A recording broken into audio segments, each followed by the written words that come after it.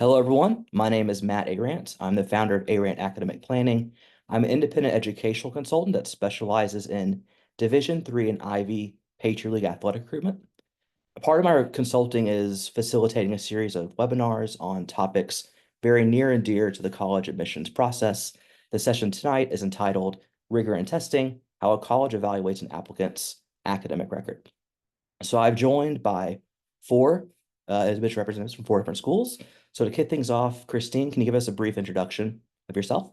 Absolutely. Hello, everyone. My name is Christine Bowman. I serve as the Assistant Vice President of Admission at Southwestern University.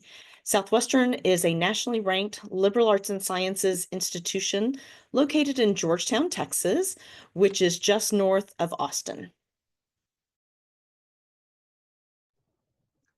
And my name is Kyle Dembart. I'm an associate director of admission at Davidson College, which is a small liberal arts college just outside of Charlotte, North Carolina.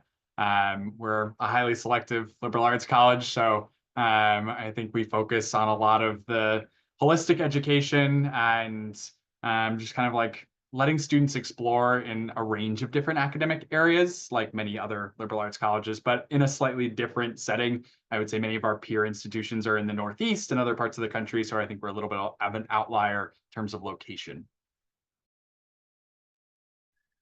Hi, everyone. My name is Nicole Shannon. I'm an associate director of admission at Carnegie Mellon University. We are located in Pittsburgh, Pennsylvania, and we are right in the city of Pittsburgh. We are very, very close to downtown, but sort of in the medical educational section of the city. So there's, a lot of access to, not only internships, but, fun things to do in the big city as well. We are an R1 research institution, but we are medium-sized and have everything from really great computer science programs to really great drama, architecture, and arts programs. So really a wide range of opportunities for students of all kinds. Hello, my name is Peaches Valdez. I'm the Dean of Admission and Financial Aid at Wellesley College, which is about 12 miles outside the city of Boston. We are a small liberal arts college for women, so we are a women's college with a little over 2,400 students. We are actually, in addition to being a liberal arts college, we are great. We have great partnerships and collaborations with some of the local colleges and universities in the area, and so we have immediate partnerships with MIT, Olin College of Engineering, Brandeis University, and Babson College. So as a student at Wellesley, you kind of get the best of both worlds, being on a women's college campus, but access to amazing co-ed institutions as well. Okay, thank you all. So the reason I wanted to talk about this topic, right? So in a past life, I was a mission representative for myself from Franklin and Marshall College in Pennsylvania. And when I was visiting schools, college fairs, all the kind of the gauntlet, when you talk to families, one of the first things they ask is about academics, right? So I thought, why not talk to you four to kind of tell us a bit about what it means for course rigor, right? So there are a lot of buzzwords in higher education: rigor, holistic review, test optional. We'll get to those in a minute, but I was hoping for someone to kind of briefly walk us through what it means by academic rigor in terms of different types of courses, as well as maybe how it fits in with how applications are reviewed by your respective schools.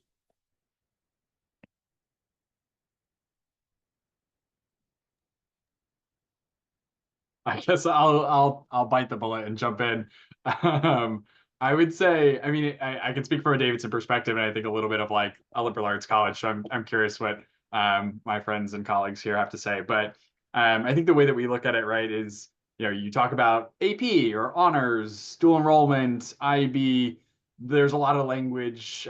Some of these are more standardized. Some of them are more individualized according to whatever secondary school you're attending. Ultimately, I think the way that we approach it is schools have different measures of what their highest level rigor are. And I think we take that in the context in which it's offered, right? If your school is an AP school, great. If your school offers other types of curricula that they consider to be equal level or college level, that's kind of what we're evaluating based on. We take it at face value, right? And I think for most of us, depending on the institution, but certainly for Davidson, like we want students who have challenged themselves academically. That's important to us. I mean, partly just because we know the level of curriculum that we offer at our institution. We want to make sure that students are set up to be successful in our academic model, right? We want them to come in and thrive, not suffer under the weight of really challenging academics and be at risk of, falling out, feeling like they're not fitting in and belonging with their peers. They're just overmatched academically. That's not good for anyone. So I would say, a lot of this is thinking about and evaluating the fit for a student at our institution, and whether or not they're ready to make that jump based on the evaluation that we have of their transcript and some of the academic recommendations that come along with it. But I would say, like, kind of the ultimate thing here is academic rigor is very contextual, at least in our world. And we're thinking about, like, what do students have available to them, not necessarily what all of the available curriculum that's out there is. And so if that's honors in one setting or AP and IB in another, that's just the way that we're going to look at it. I'd like to add that, especially at institutions like ours that are featured here tonight, one of the things that we want to see is that rigor throughout the 4 years. I know that students often will get tired as they're approaching the senior year, and that's not the time to pull off the gas, especially if they're looking to go into particular programs in which we want them to be curricularly prepared, as Kyle has mentioned. I get very nervous for a student that wants to be pre-med, yet isn't taking challenging curriculum in the junior or senior year in the math or the science areas. And yet at the same time, that doesn't mean you have to take every single AP, IB, dual credit course that is offered. I think we would all agree that we want students to be balanced, mentally and emotionally as they're continuing on this journey. But I think we would all agree that we get a little nervous when we see a curriculum in the senior year that is late arrival, early dismissal, office aid, and not seeing that robust academic curriculum. It is okay to challenge yourself even in the senior year, as we believe it's going to be best for you in that transition, as Kyle alluded to, from high school to college. So I think there's a balance along the way that can be really important. Focus on your areas of passion and see that all the way through. I would definitely add to Kyle and Christine's comments about, I think both of them have talked about context. I think preparation for that college experience, high school, college is not a college or university, depending on where you're going, is not that 13th year of high school. And so we want our students to be prepared for that next level that's going to be a significant jump from probably what they're doing in high school right now.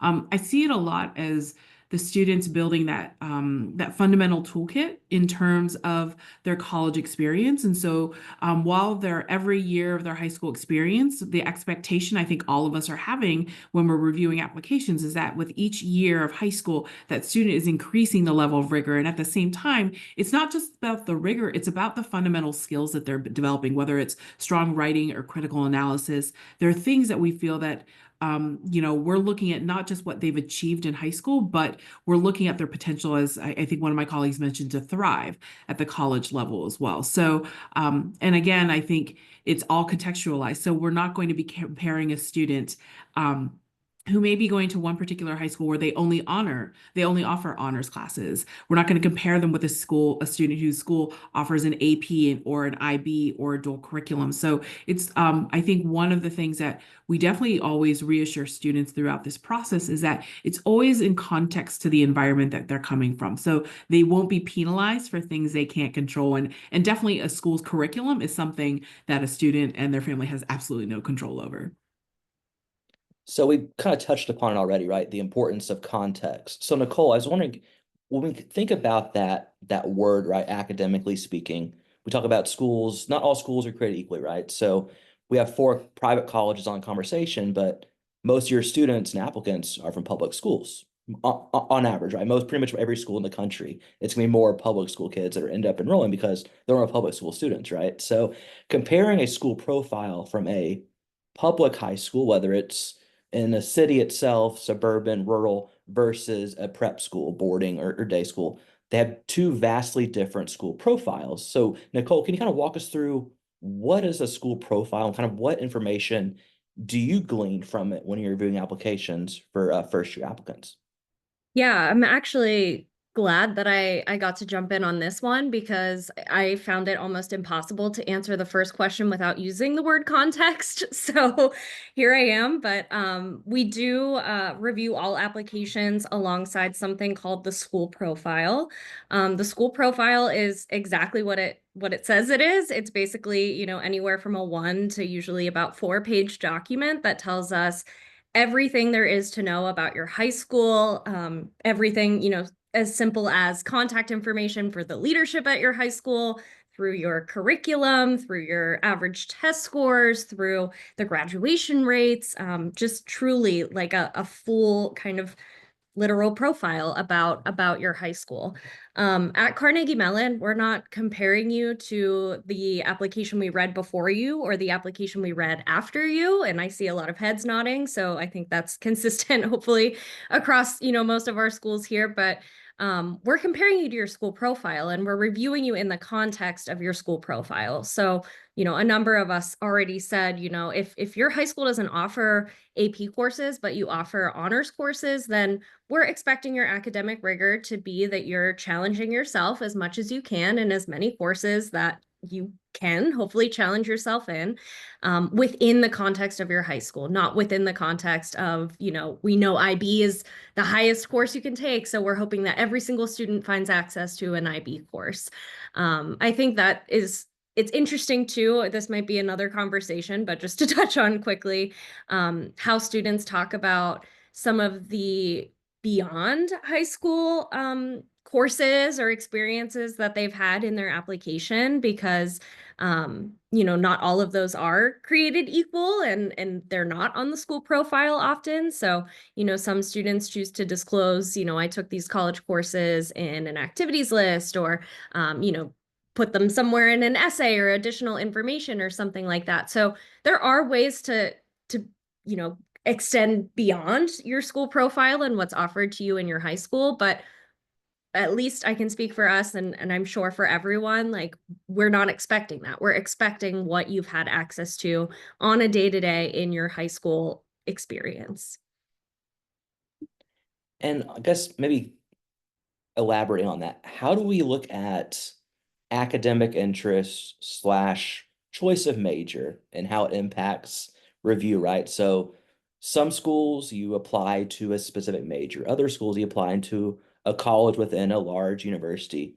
Most liberal arts colleges, it's not as big of a deal. You have a little bit more wiggle room, more or less. So I was wondering, for those folks that both look at admission by major and those that don't, how does that rigor kind of, I guess, interact with the respective applicant if they have like Christine mentioned, a pre-med student that's not taking AP Bio, right? So how does that kind of look at in terms of the context for those students that are applying to a specific major, and then within those majors, those traditionally like high academic, high stat majors. So thinking about engineering, thinking about computer science, those are kind of in business, are usually like the big three. So can folks kind of walk us through what that means in terms of the context and how you review the student's application, the applicant from the academic rigor standpoint? So we may be the one institution that doesn't admit to major. I don't know about my peers tonight, but we are. Okay, so we're a little more aligned than I thought we might be. Southwestern admits to the college itself. I think it is hard to know when you are 17 exactly what you want to be when you grow up. And very honestly, I think we can probably all note that we have had students that applied in October thinking they were going to do one thing, and when they enroll with us in August, they're on a completely different trajectory. And so in that respect, we want to, and this kind of gets back to what Kyle was alluding to, we want to make sure that they're prepared across the board for the rigors of whatever that journey might be. Today they may be pre-med, next week they may be pre-law. Do they have the skill set to dance kind of widely within the experience that at our institution is a liberal arts college? We have the flexibility for them to change their mind. That doesn't always mean that they'll make the dean's list, and it doesn't always mean that that journey will be perfect. They may stub their toe and have a negative experience in one class, or they might have an amazing experience in another class that we don't typically teach in high school, like anthropology or art history, that then all of a sudden becomes the springboard for changing their lives. And so in my experience, it does get back to that word holistic. We want to see, do they have the skill set to be in a variety of different majors? And if we don't, there are sometimes things that we do in the admission office that prepares our colleagues in other offices to be prepared that this student may have a little bit of challenge if they truly seek to go through that rigorous engineering curriculum or that calculus class that they don't quite have the math prep for. That doesn't mean we're going to preclude them from attempting that journey, but we want to make sure that they also have the partnership when they come to the institution to be able to travel that road in the most successful way possible. So at least that is our approach with our small liberal arts college mindset, and it may be parallel to others, but I'll certainly let them share their experience. Yeah, I would very briefly add on. I don't have a lot of different feedback in terms of my experience with the liberal arts. I would say though maybe a couple additional comments that I'll make is kind of in line with that. Like we're looking for students that are very cross-disciplinary, multidisciplinary in terms of their interests. While we're not revolutionary enough in most cases as a liberal arts college to do without majors and things like that, ultimately students do find the focal point. We want students that are explorers. They're interested in a broader range of topics. They are curious in more than one discipline. And I think that's how we choose to engage students in our curriculum. I would say as well, like one of the things that comes to mind when I'm thinking about like our institutional process when we're considering academic interest, it's not so much what the interest is, but how those interests balance out in terms of the class as a whole, right? We can't have 90% of our students be STEM because we don't have the physical space to accommodate them. So we're thinking about like students that have broader interests so that we can spread them out across our departments. And because it adds to the learning environment, because we have students that are crossing departmental lines and we'll have English majors that are taking chemistry courses on a regular basis and things of that sort. We like the balance from a conversational standpoint, from an interactive standpoint within the classroom. So that's really where academic interest, I think, comes into our admission process, is not at an individual level, but as a kind of high level. What is the balance of the class looking like? Do we have artists? Do we have anthropologists? Do we have historians? All of those different things present within the overall context of our enrolling class. I would want to add as well that I think on our campuses, we're trying to build a well-rounded community of scholars and not a community of well-rounded scholars. And so we want students of all different interests, academic interests. We want students who are going to be pointy and STEMmy, and we're going to want the ones who are going to be the artists. I've worked at two institutions.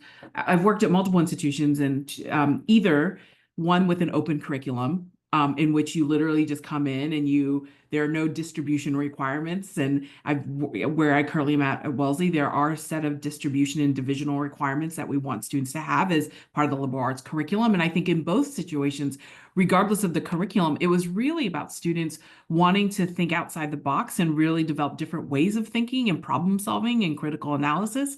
I think the one thing about, I would say that at our institutions, we definitely want students who are going to be taking on the challenge and increasing that rigor every year. I think, tied to one of the things that Nicole said, and I'm trying to find a way to bridge this, is that, in the school profile, which she talked about, it gives us context of the courses and curriculum, but it also tells us what the requirements are to graduate from that high school.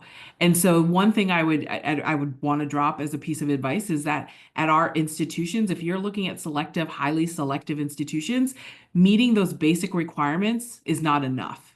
So if it says that they only require 2 years of a language, we want to see more in order for you to be competitive in our pools. I think that's really important. And maybe it's because I was looking at apps this evening, and I was noticing that, I think students are, they're meeting the requirements, and they're like, okay, well, I've done all my requirements to graduate high school. At institutions like ours, it's not just about that. It's about going beyond and challenging themselves even more in order to be competitive in our pools. So trying to find a way to tie it to what we were talking about, but I guess it's tied to rigor in general. Like, it's not just about meeting the requirements, it's going beyond in order to be competitive.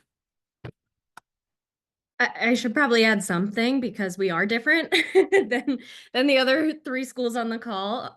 But we do admit directly to major in some cases, in most cases, school or college, but we do not admit to the university as a whole. So you at least need to know which of our 6 schools or colleges you feel would be the best fit for you.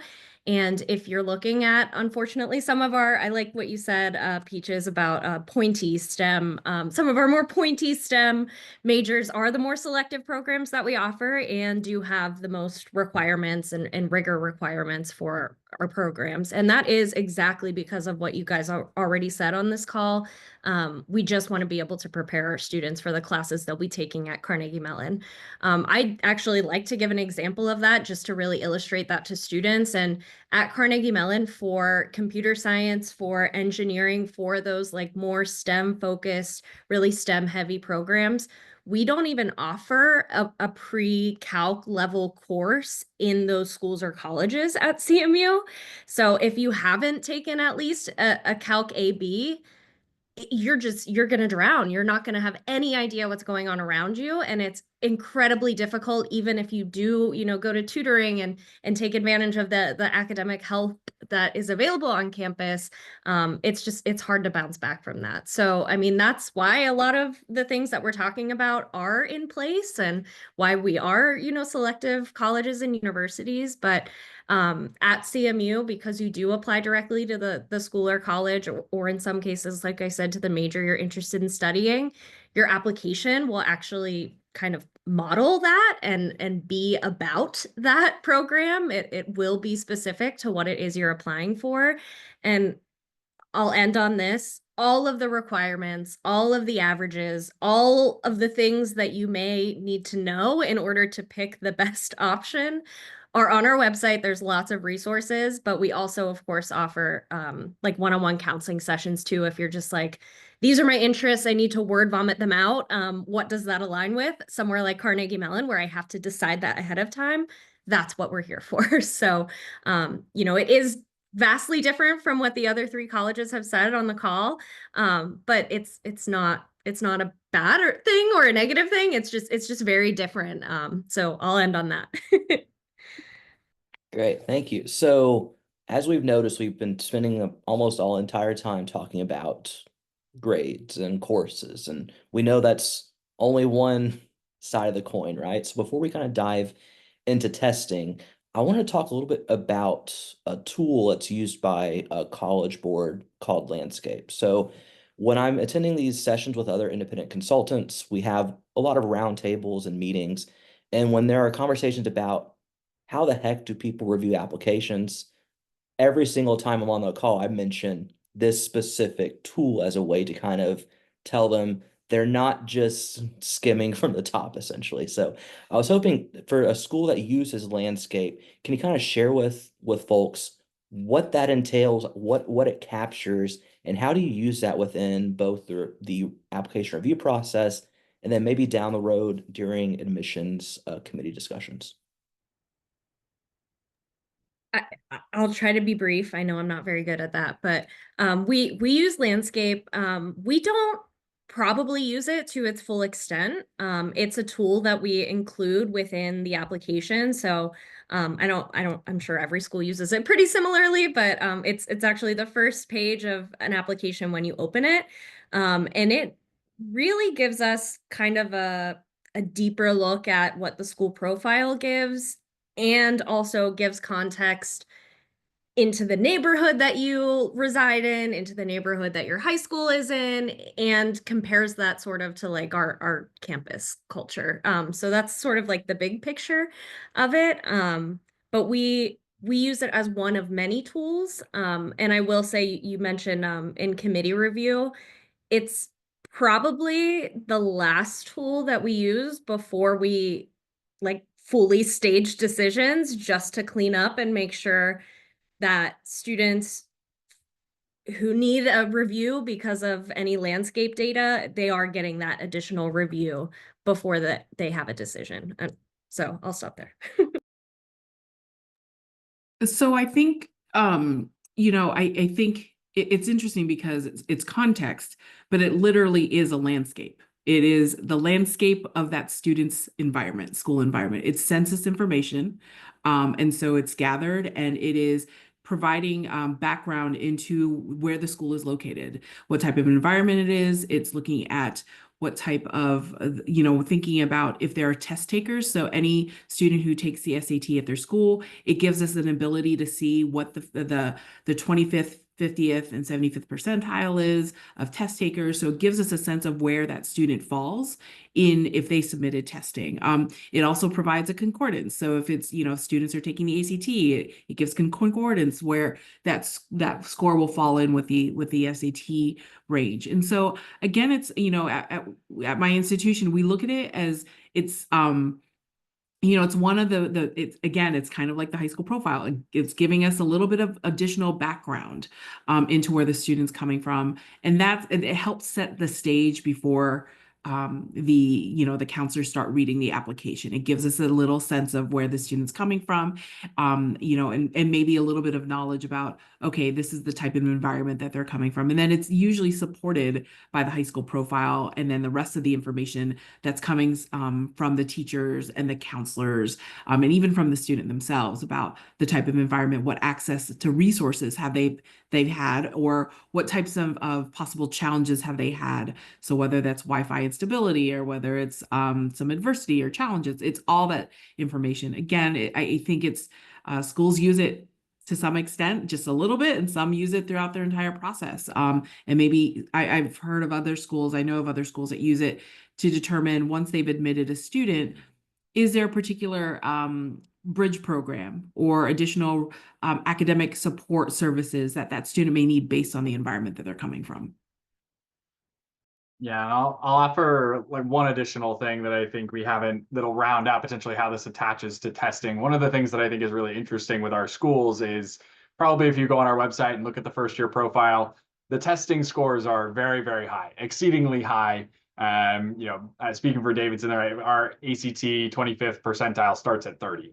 Might be 31 this year. And so I think students, look at that, or like the SAT scores, and they're thinking like, I'm not getting to this marker. And they think like that's a reason not to submit their testing, or they're fearful of applying to the college because they think they're not an academic fit just based off of that. And I think what Landscape is sometimes helpful in doing is helping us to understand like, okay, you might not meet our middle 50%, but you are exceeding by a large margin the testing environment that you're in. You may go to a school where the 75th percentile of testing is 1100 SAT, and you've made a 1200, which is probably in many cases below where our 25th percentiles are, but is a massive jump in some cases from what your context would necessarily dictate we would expect.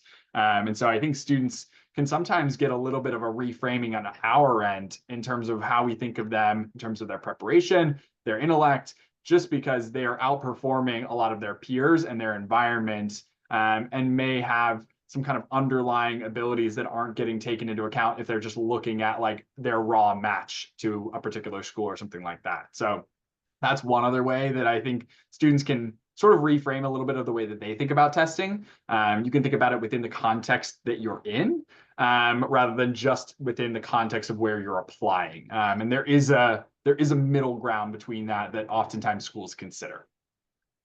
Yeah, Colin, I'm glad you brought that up because that's literally what I would do at F&M, right? So quick anecdote, if you would indulge me. So we did committee-based evaluation, which is kind of you read the application with another person simultaneously, and then you have your committee to kind of determine where things stand. And so F&M at the time had regional-based recruiters. So I was down here in Texas, whereas we had folks out in California, we had another person in Virginia, then the rest of folks were in Pennsylvania in the offices. So that meant we had to do committee via Zoom. So you can imagine what that might look like for long days of committee discussions. So what I would do is I would be on mute for most of the day because I had text. We didn't have a whole lot of Texan apps compared to New York or Philly or Jersey. So what I would do, I'd just wait. I would look through the applications. I would read everything. Then I would go to Landscape and then wait for the person talking to hopefully bring it up. Sometimes they did, sometimes they didn't. So when we had a student that would have a, I don't know, a 26 ACT, but they're well above the 75th percentile, the person would mention that number, and oftentimes the person was new, and that's no fault of their own. It's just it takes practice, right? Knowing context. So I would wait until there was a long pregnant pause. I would unmute myself and I say, this score was 5 points for ACT or 200 points above the 75th percentile, and then I would mute myself back. So I just kind of having that pipe in, hopefully not too annoying, to really point out that contextual tool is really valuable in those situations, right? Because you see that test score, oh, they're below our 25th percentile or 50th percentile, but they're well above their respective high school. That tells us a lot that we might not get the first time. So I want to kind of bring that up from my own personal travails there. So we've gone over a lot of the courses GPA. We briefly touched upon testing. So let's kind of dive in a bit more fully into the standardized testing policy in higher education today, which can be characterized as, I don't know, inconsistent, unstable, maybe at times, confusing, not a whole lot of positive adjectives. So I was hoping for folks on the call here to kind of walk us through the different classifications colleges, universities use in terms of testing: test optional, test blind, test flexible. So for you folks that require tests, maybe walk us through that. Test optional schools, what does that mean? Kind of just share the differences between that, how it impacts the review process at your respective schools. Southwestern is a test optional institution, which means that students may choose to submit their scores if they feel like they are representative of themselves. And I think that gets back into the context conversation that we were just having a minute ago. Or they may choose to not submit those scores. And at Southwestern, we do things a little differently. We have asked students that if they choose not to submit their scores, that they engage with us in a conversation, an opportunity to add life to their application, add the humanistic side to it. Now, remember, we are a small institution and our applicant pool is about 6,000 students. So we, at this point in time, have the bandwidth in which we can do this, and not every institution does. But I think with test optional, we're also seeing schools that will ask for an additional writing sample. They may allow you to submit a video about yourself. So there's some schools that when they go test optional, it's truly kind of a submit or not submit. And then there are other institutions that say that optional choice allows us to get to know you in different ways through these various functions. And so for us, we want to get to know students at a deeper level. And again, because we're smaller and our applicant pool is smaller, it affords us that opportunity. In a world in which, as you have alluded to, Matt, we're not all making this easy. Institutions are now returning to testing. They need the additional tools in their space to be able to make these decisions. I want to emphasize to those that hear this, find those rules and note them early so that you can be best prepared for whatever journey is right for you. And that may mean that you submit at some places and you choose not to submit at others as those policies allow. But it is a really different time in regard to testing. And I think no matter what, all of us, if you've heard this landscape conversation, would say testing is not the only thing that defines you in your application. It is but one point, and in some schools it's an important point, and in other schools it's less emphasized. Southwestern will not return to requiring testing. We're liking our test optional policy, and I see us keeping that moving forward. I can jump in quickly too, because we have several different policies and may be able to help continue this conversation a little bit. But at CMU, we are test optional for our College of Fine Arts program. So again, going back to, you need to know which school or college you want to apply to. You need to know the requirements for those schools or colleges because they're all a little bit different. But for the College of Fine Arts, test optional, same as it's been. For the School of Computer Science, we are now test required, and that is an SAT or ACT test required. Just to be completely candid about that, last year was the first year that we did admit more than half and half, with and without tests. We had about 60% of students admitted with tests and about 40% of students admitted without tests. And we didn't think that was fair. So that's why we're requiring test scores. For every other program, we are what we're calling test flexible, which means you do have to submit a test, but you have some flexibility in what test you have to submit. So you can submit an SAT or ACT score, but you can also submit an AP score. You can submit an IB score. You can submit a Cambridge score. So you have a lot of different options as to which scores or score you want to submit alongside your application, because exactly what everybody has said a gazillion times at this point, it's one piece of the application. It's not, do or die, especially for us, and it seems like for everybody else on this call. But it is part of the holistic review, so it is something that we're looking at. Nicole, could you just, I guess, suss out a little bit more about AP exam submissions, right? Because you think about AP, there's a bunch of AP courses, right? But there's only one SAT or ACT. So if you could share with us, if possible, how does that figure into the flexibility? How many APs do you need to submit in order to satisfy that requirement at your school? Yeah, I mean, in order to satisfy the requirement, truly only one test score is needed. Okay. So, that's again up to you. But there's a lot of different ways I can approach this question. Probably number one, most of our students are taking well over, one AP class and one AP test. So most students, this isn't even a question.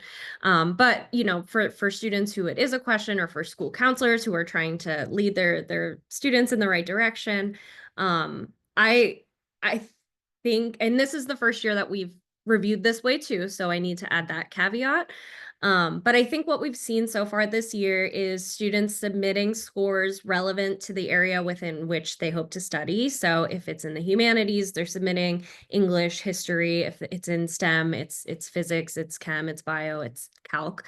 At Carnegie Mellon, a lot of students are taking calc and physics and a lot of those STEM courses regardless of their program. So I think those are literally calc and physics are probably the two we're seeing the most often for students to submit. But Matt, I've definitely seen students who submit, one AP language, course for applying for the humanities. And I've seen students who, it's the full Common App page of every single AP course that's available to students. So it'll be interesting to answer this question probably after we have more data on how this year really shook out at the end. Because since your applicants on average, take a healthy amount of APs, right? That kind of feeds into that submission too. Like you're not going to have a bunch of people just submitting one score, because oftentimes those students are taking a good amount of AP courses right off the bat too.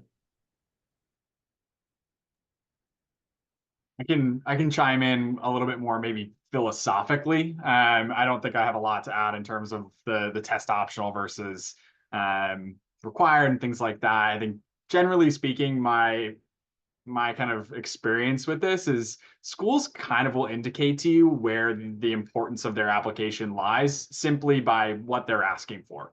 Colleges are pretty intentional in terms of what their required components of the application are. We're asking for things because we actually are evaluating them. If they're optional or recommended, then those are kind of things that, again, they may or may not be as important as other things, but the things that we're requiring very much are things that we are evaluating at a deep level. So when I think about like Davidson, for instance, we have 4 letters of recommendation. We have 3 writing components. We are looking at a lot of written material, and that allows a lot of space for students to self-advocate. It allows a lot of space for others to advocate on their behalf. Obviously, we have a full transcript and academic record that goes, 3-4 years back in history. And so, I think in our process, testing has been pretty de-emphasized over time. And obviously now we're test optional. We will be test optional because we really like that. We like giving students the option. What we've seen is the majority of our applicable does not submit testing. And that's because it's a national pool. When you think about California, which is one of the states for which I read, they're part of a state that their entire public education system is test blind. they don't do a lot of testing there. And so I think it opens up access points to other types of applicants, and allows them to choose the circumstances by which they're considered. If they think testing is a great indicator of their caliber, awesome.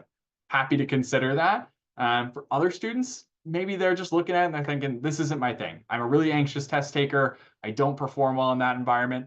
But you know what I do really well? I've done high school really well. I have a lot of A's. I've taken a lot of AP classes. My grades are really good. That's where I think my caliber is best represented.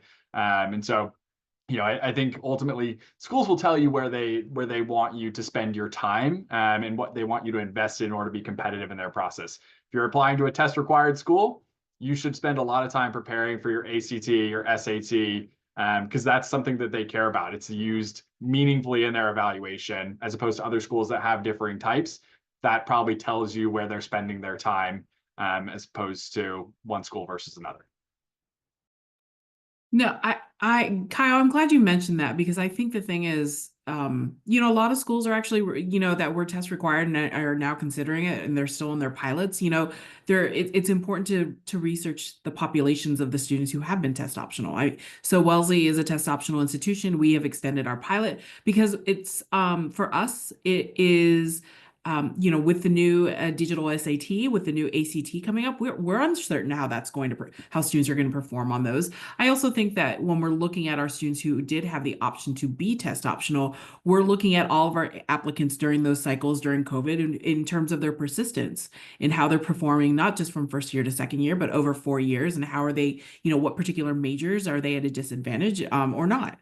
You know, I think the thing is that, you know, some kids are just not great test takers. I have taken literally everything but the MCATs, and I've done horribly on all of them. And so I would have loved a test optional school. But that didn't mean that, you know, I wasn't capable of doing the work. You know, definitely, I think with students, we're also not sitting there saying, okay, why did Nicole not submit test scores? Like, we don't have the time to be doing that. And so we're going to be looking, if we don't have that information, that's fine. We're going to look directly at things that may be comparable. Like, what is their academic curriculum? What are the courses they're taking? How are they performing all 4 years? How are they perceived and seen in the classroom setting? And so we'll have all this other information to provide a picture of who that student is. I think Christine mentioned the concept of holistic review, which is we make a decision based on the sum of all the parts. So it's not just testing. You know, testing for us is some of the last things that we are looking at when we're actually looking at an application. In the end, you know, for us, it's about, you know, 60% will submit testing and a little over 40% will not. So I think, in terms of our admitted class, but I think it really is all about, you know, it goes back to that the first words that we were saying at the very beginning. It's all about context of where that student's coming from. Have they had access to test prep? You know, all of these things we're thinking about when we're making our decisions about where is that student coming from, what access to resources and services and support have they had, and how will that prepare them for that next level.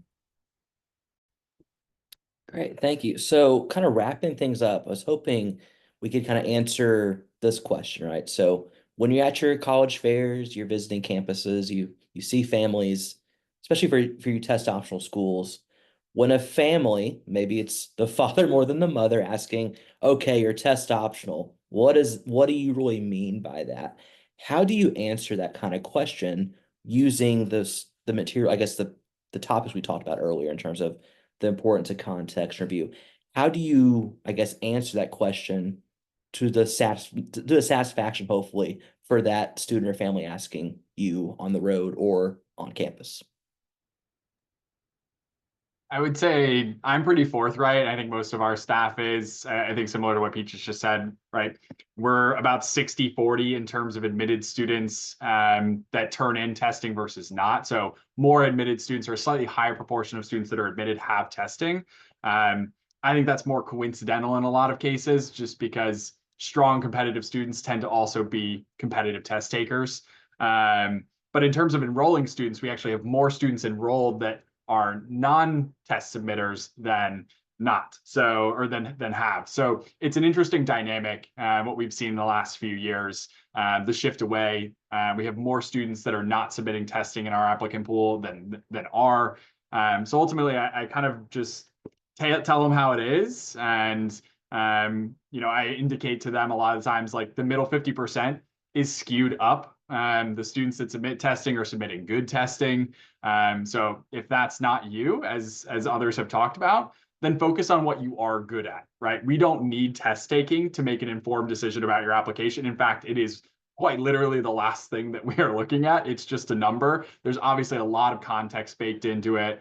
But I think the reality with standardized tests, and this has been studied over and over again, the strongest correlation with testing is wealth. And I think ultimately, you know, Davidson is a place that we want a broad socioeconomic spectrum of students on our campus, and we can't do that if we're prioritizing testing as one of the highest markers in our process. And so, you know, we're thinking about this holistically. We're thinking about how do we evaluate students in ways that are not just a testing metric, an academic metric. It's non-cognitive factors. It's the way that they engage with people around them.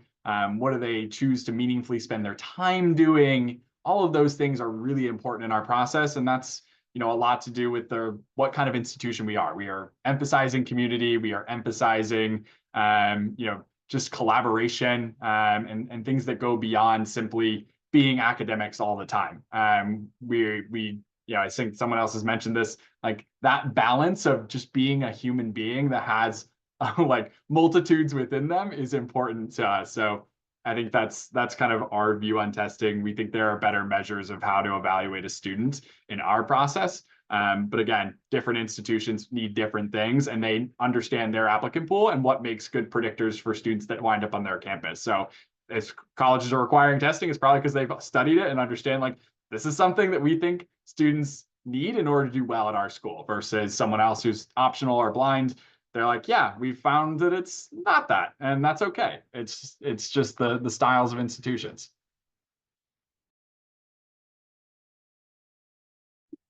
So I guess that's a pretty good note to end on, if I say so myself. So on behalf of myself and the four folks on this conversation, I hope this helped you understand a bit more on what it means to have a strong academic record, right? It's not going to be defined by one factor. It's going to be defined by a multitude of factors. And so hope this kind of shows you it's a literal journey, right? You're not going to focus on one grade at the disadvantage of others. So it's all about holistic review, context, nuance, right? So on behalf of myself and the reps here, thank you for joining us, and have a good rest of your evening, morning, or day.